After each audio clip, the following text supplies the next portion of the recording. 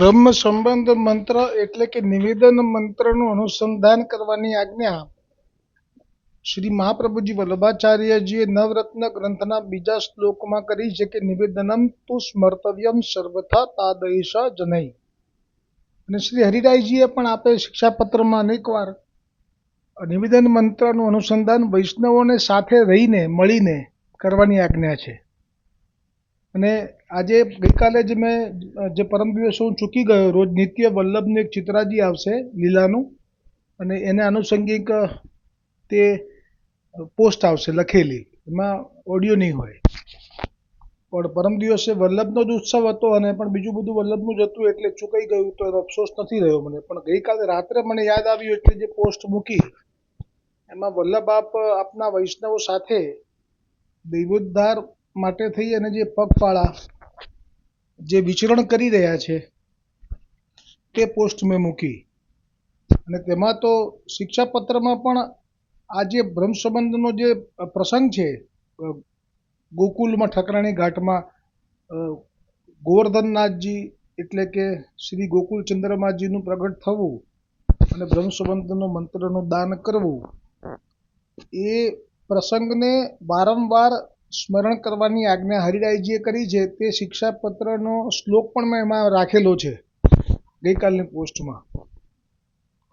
અને હવે જ્યારે અનુસંધાન માટે પણ જે આજ્ઞા આવશે બ્રહ્મ સંબંધ મંત્રની, એ પણ હું જરૂરથી શિક્ષાપત્રનો તે શ્લોક આવશે એટલે ખાસ ભાર દઈને કહીશ કે જે મૂળ છે પુષ્ટિ માર્ગમાં ત્યાં જ છે કે ભગવાન શ્રી કૃષ્ણથી વિખુટ આપણે હજારો વર્ષોનો સમય વ્યતીત થવાથી ભગવાનની પ્રાપ્તિ માટેનો હૃદયમાં જે તાપ ક્લેશનો આનંદ થવો જોઈએ, તે જેને તિરોધાન થયો છે તેવો હું જીવ ભગવાન શ્રી કૃષ્ણને દેહ ઇન્દ્રિય પ્રાણ અંતઃકરણ તેના ધર્મો સ્ત્રી ઘર પુત્ર કુટુંબ ધન આલોક અને પરલોક આત્મા સહિત સમર્પણ કરું છું. હું દાસ છું, હે કૃષ્ણ હું તમારો છું. તો આ એક જ એવી લીલા છે પુષ્ટિ માર્ગની કે જેમાં ભગવાને જીવોને યાદ કર્યા છે. અને એમ જ યાદ નથી કર્યા કે એમણે ભજન કર્યું એટલે યાદ કર્યા, કે એમણે તપ કર્યું એટલે યાદ કર્યા, કે એમણે કંઈક સાધન કર્યું એટલે યાદ કર્યા. આમાંથી એકેય નહીં. એટલે યાદ કર્યા કે પહેલાં સેવા કરી ચૂક્યા છે. હવે એ તો એવી સેવા છે કે જે એક આપ જાણે અને જે કરનાર ગોપી છે કે આપનો સખો છે એ જાણે. એ ગૂઢ છે, એ તો આપનો સ્વભાવ છે. આપ કોઈ પણ એક ગોપીનો ગૂઢ ભાવ બીજી ગોપીને પણ જતાવતા નથી. એવી રીતે એક વૈષ્ણવનો ગૂઢ ભાવ બીજા વૈષ્ણવને પણ જતાવતા નથી. એટલે કે એ તો એ જાણે. એ તો પ્રેમ ગલી અતિ સાંકરી તામે દો ન સમય સિદ્ધાંત થયો. પરંતુ એ જે સેવા આપે યાદ રાખી, આ ભગવાનનો જે ગુણ છે કે રંચક સેવાને પણ એ રાઈ જેટલી સેવાને પણ પહાડ જેટલી ગણી લે છે. તો આ જ મહિમા છે ભક્તિ માર્ગનો. એમાંય પુષ્ટિ ભક્તિ માર્ગનો મહિમા કે એક વખત થયેલી નાની પણ સેવા પણ જો ઠાકોરજીને પ્રસન્ન કરી ગઈ, પછી એ જીવનું કશું બગડવાનું નથી. ચાહે એ લાખ અપરાધ કરે તો પણ, હા પડવું પડે. અપરાધ કરે એટલે કંઈ એવું તો છે નહીં કે અપરાધ કરવાનું લાયસન્સ મળી જાય આવો સ્વભાવ હોય એટલે, એવું ના હોય. અપરાધ કરે એટલે એનું ફળ મળે, પણ એ ફળ એ પણ વિપ્રયોગનું દાન કરાવનારું હોય. એટલે આ તો ખરેખર તો અપરાધમાં પણ જ્યારે દંડ આપે છે તો સાથે સાથે આ વિપ્રયોગનું દાન પણ આપી દે છે. અને એ પડવા માટે પછી આપ પોતે પણ શ્રાપાશ્રાપી કરે છે. જુઓ આ લીલા કેવી છે. ભૂતલ ઉપર જીવો પડ્યા છે, આપના છે, આપની સેવા કરી ચૂકેલા છે, અને હવે આપ જ એ જીવોને સ્મરણ કરી રહ્યા છો. અને હવે આપે જો સ્મરણ કરીને માત્ર બેસી રહેવાનું હોય તો બરોબર છે, પણ આપે બેસી રહેવા એવું છે જ નહીં. કેમ કે જો બીજા બધા સંપ્રદાયમાં જેવું કે મર્યાદા માર્ગીય વૈકુંઠના જે વિષ્ણુ ભગવાન છે એ ત્યાં બેસી રહે અને પછી નીચે પોતાના જે આચાર્યો છે એમને આજ્ઞા કરે કે તમે તમારા જે આ માર્ગના અધિકારી જીવોને મોકલો, તો એ લોકો જરૂરથી એ વિષ્ણુ ભગવાનના પ્રબળ બળથી એ જે તે જીવોને દીક્ષા આપવા લાગે, નામ મંત્ર આપવા લાગે એમનો પરંપરાનો, અને એમને વૈકુંઠ ધામ મોકલી શકે. પણ પુષ્ટિ માર્ગમાં એવું નથી. પુષ્ટિ માર્ગમાં એક વખત જીવો ઉપર ગયા પછી તેના કોઈ આચાર્ય નીચે હોતા નથી. એ પછી જો એ પડેલા જીવો હોય તો એ પડેલા જ રહે. ક્યાં સુધી? હજારો વર્ષોથી વિખૂટો પડેલો. શ્રી કૃષ્ણથી વિખૂટા પડે હજારો વર્ષોનો સમય વ્યતીત થવાથી ત્યાં સુધી કે જે આટલા જન્મો ગયા પણ કોઈ પણ આચાર્યના કથામાં બેઠા પછી પણ એમનું ચિત્ત ના લાગ્યું. ક્યાંથી લાગે? એ જે આચાર્ય કથા કરે છે એ તો વિષ્ણુ ભગવાનની કરે છે. એ જે કથા કરે છે તો વિષ્ણુ ભગવાનના ચરણોની શીતળ ભક્તિ પ્રાપ્ત થાય એ કથા કરે છે અને એ અધિકાર છે એમની પાસે મોકલવાનો.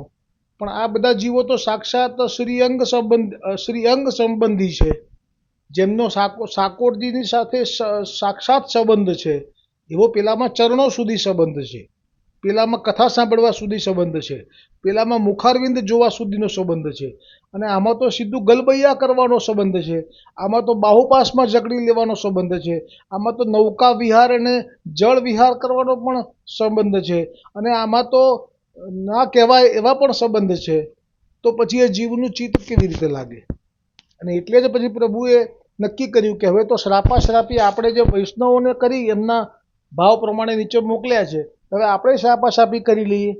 એટલે લીલા કરવામાં તો કુશળ છે આપ. એટલે આપ એવી લીલા કરી કે સ્વામિનીજીનો અધિકાર છે, સ્વામિનીજીને વિનંતી કર્યા સિવાય રાસ ન થઈ શકે, છતાં પણ આપે રાસ કર્યો. કેમ કે આપ કરતું કરતું અન્યથા કરતું નામ જે છે એ સિદ્ધ ત્યારે જ થાય કે જ્યારે ન કરવાનું પણ કરી લે.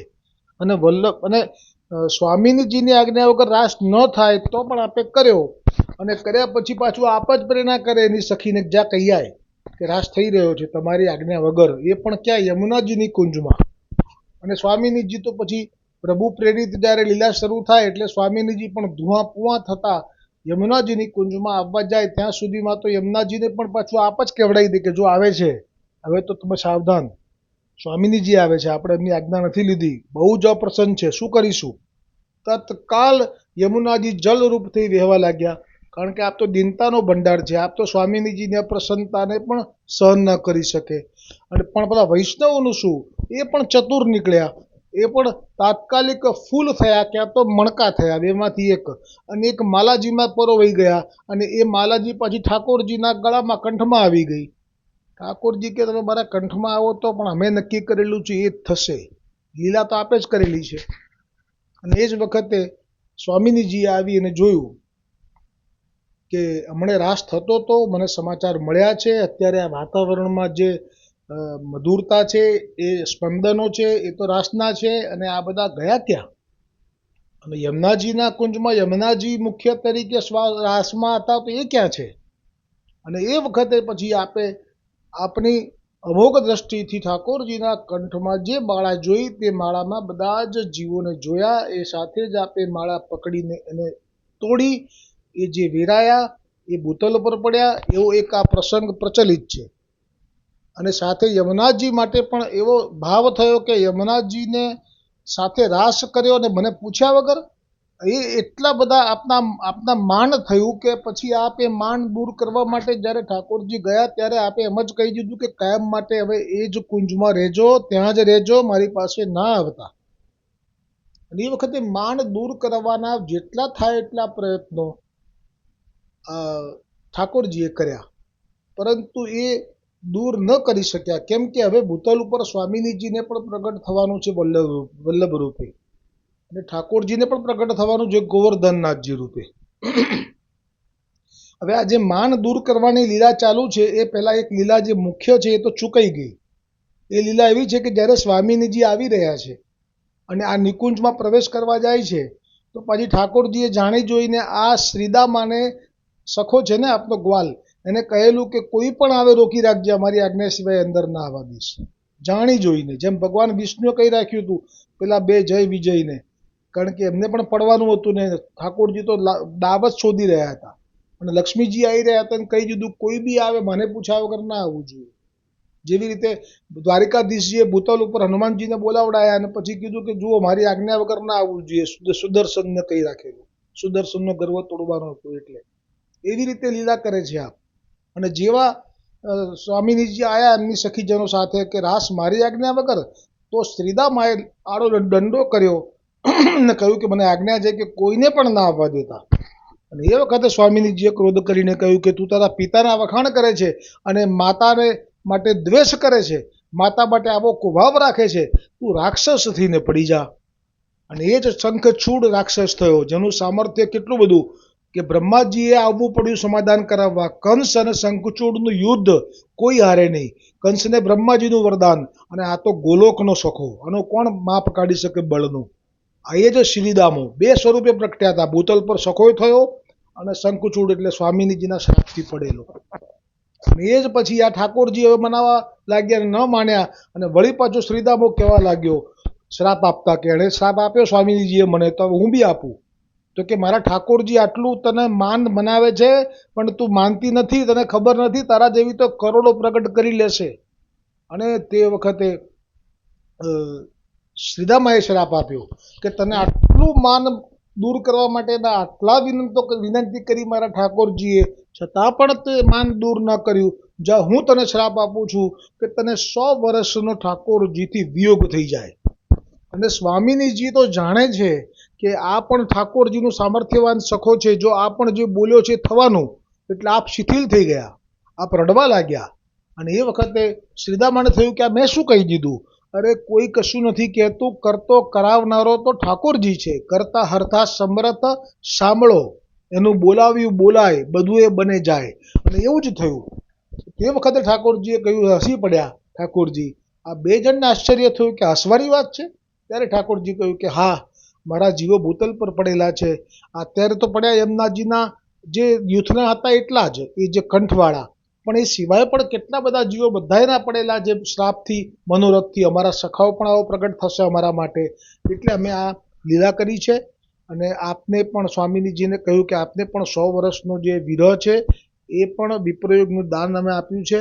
અને શ્રીદામાને કહ્યું કે તને પણ શ્રાપ નિષ્ફળ તો નહીં જાય, પણ તું એક જ સ્વરૂપે નહીં રહી શકે, તું બે સ્વરૂપે રહીશ. એક સ્વરૂપે શંખચૂડ થઈશ, બીજા સ્વરૂપે તું મારો સખો પણ રહીશ શ્રીદામા. અને આ જ શ્રીદામો સ્વામિનીજીનો ભય થઈને પ્રગટ થયો, વૃષભાનજીના મહેલમાં પ્રગટ થયો. આવી આવી લીલાઓ છે. અને આ લીલાઓનું આપણે મૂળ પર હવે આવી જઈએ તો એ જ છે કે આપે અમારી સેવાને સંભાળી છે, આપે અમને સંભાળ્યા છે.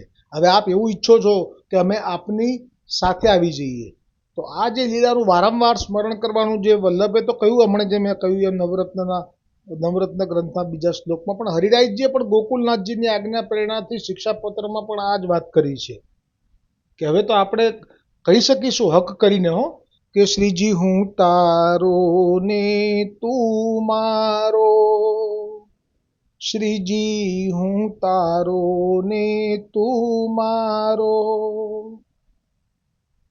મને એક ઘડી ના વિસારો, મને એક ઘડી ના વિસારો, શ્રીજી હું તારો ને તું મારો. ઠાકોરજી કે વિચાર્યા છે ક્યાં? તમને સંભાળ્યા છે ત્યારે તો આ બધી વ્યવસ્થા કરી, અમે બધા પડ્યા ભૂતલ પર તમારા માટે. ગોવર્ધનનાથજી પ્રગટ થયા, ગુસાઈજી પ્રગટ થયા, પૂર્ણ પુરુષોત્તમ, અને સ્વામિનીજી પ્રગટ થયા. કોના માટે? સંભાળ્યા જ છે તમને. પણ હવે બાળક છે, નિશાળમાં આજે છેલ્લો દિવસ છે, હવે જવાનું છે પોતાના ગામડે ઘરે હોસ્ટેલમાંથી કાયમ માટે. હવે શાંતિ છુટકારો છે, કાયમ માટેની આ પૂરી થઈ યાત્રા ભણવાની. તો હવે એને તો એમ જ થાય ને કે અમને ભૂલતા નહીં, લેવા આવજો અને અમને લઈ જજો. શ્રીજી હું તારો ને તું મારો, મને એક ઘડી ના વિસારો. કેમ વિસારવાની શક્યતા છે પ્રભુની? તારે અનેકને મારે તું છે, તારે અનેકને મારે તું છે, વાત જ મારી વિચારો. કેમ કે તમારે તો બધા બહુ જ છે સેવકો, જીવો અનેક કરોડો છે. કદાચ અમને ભૂલી જાઓ તો, એટલે કહે છે તારે અનેકને મારે તું છે, વાત જ મારી વિચારો, શ્રીજી હું તારો ને તું મારો. તો જે પુષ્ટિ માર્ગ છે એમાં તો ઠાકોરજીએ જ સંભાળ્યા છે જીવને. અને એટલે તો ચિત્રગુપ્તનો પણ હાથ કાંપવા લાગે છે, કશું લખી શકતો નથી. ભ્રમ સંબંધ થાય છે, એની સાથે કાગળિયા ફાટી જાય છે. કેટલા પ્રમાણ જોઈશે? બધા જ આવશે ધીરે ધીરે. 252માં 84માં પણ આવી ગયા.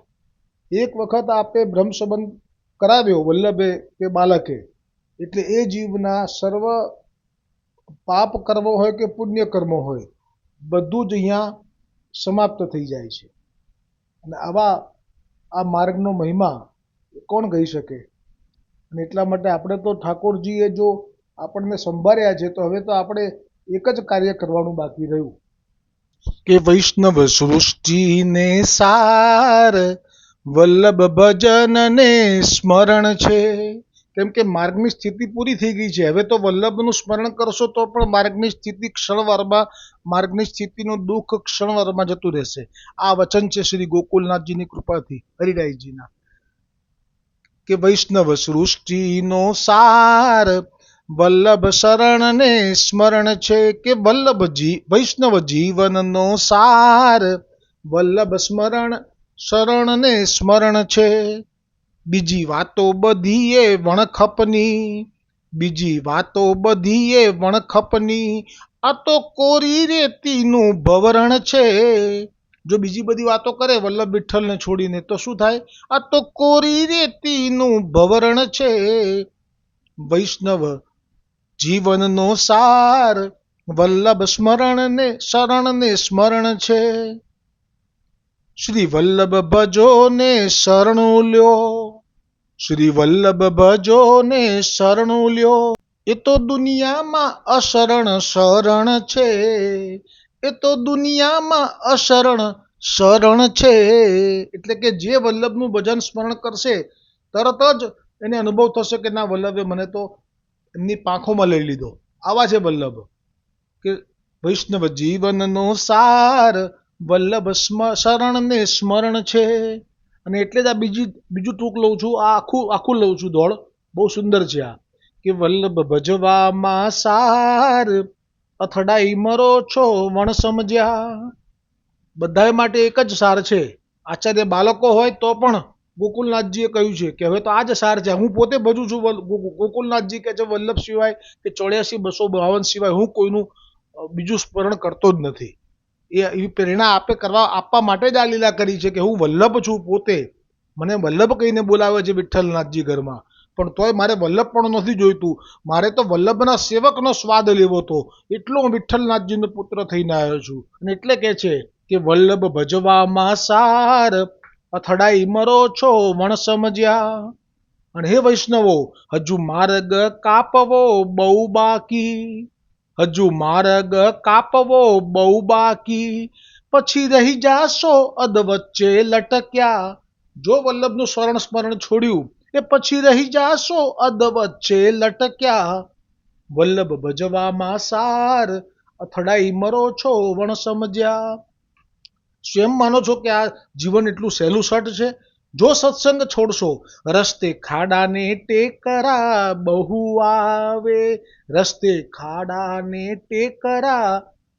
આવે, ભૂલ વણીએ તો ભટક્યા. વલ્લભ ભજવામાં સાર અથડાઈ મરો છો વણ સમજ્યા. અને જો તમને સમયસર સત્સંગનો પોષણ નહીં લો તો આ સ્થિતિ આવશે, વળી ઘોર અંધારું થઈ જશે. આ ઘોર અંધારું એટલે શું? હડો સૌવે કહેશે, ડેલીએ તો ખાટલો ઢળશે અને ક્યારે આવું સાલ ટળશે. રાહ જોશે કે ક્યારે જાય ખોખું અને ઘર થાય. આહા, તમને બધાને ખબર છે. વળી ઘોર અંધારું થઈ જશે, એ છૂટીને ક્યાં જાશો છટક્યા.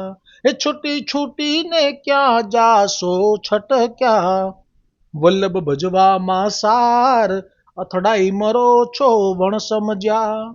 એ સુણો વૈષ્ણવની આ વાતલડી, એ પેલી માયાએ બહુ ને પટક્યા. આ માયા એટલે બીજું કઈ નહીં, અન્યાશ્રય. આ છે એટલે વાંધો નહીં આવે, આટલું દ્રવ્ય હશે એટલે આટલા આમ કરીશું, આમ ભોગવી લઈશું. એ પેલી માયાએ બહુ ને પટક્યા. વલ્લભ ભજવામાં સાર અથડાઈ મરો છો વણ સમજ્યા. બોલો શ્રી ગોવર્ધનનાથ કી જય હો, શ્રી વલ્લભાધીશ કી જય હો, ઠકરાણી ઘાટ કી જય હો.